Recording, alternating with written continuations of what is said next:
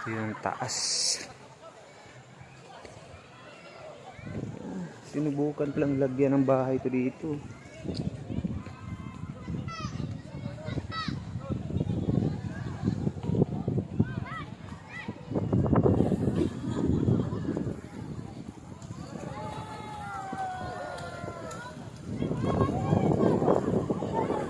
Ayan guys, yun yung tabi na